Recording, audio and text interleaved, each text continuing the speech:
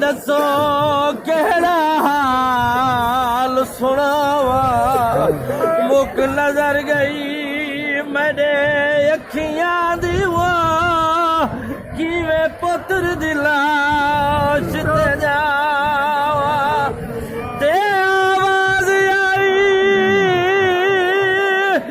दर खैमिया तू जे हुक्म देवे तायावा बीबिया दे प्यू सौखिया लाशा है वो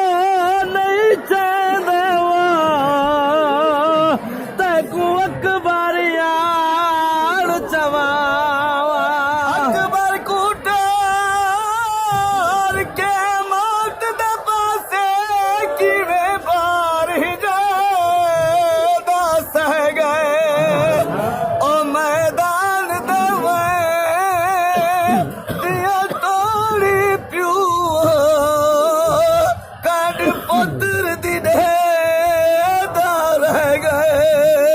जदा अकबर आखिया मैं लह पिया बेवस वाल वजाना पै गए बंदा पुछदा पुतार दे कातला तू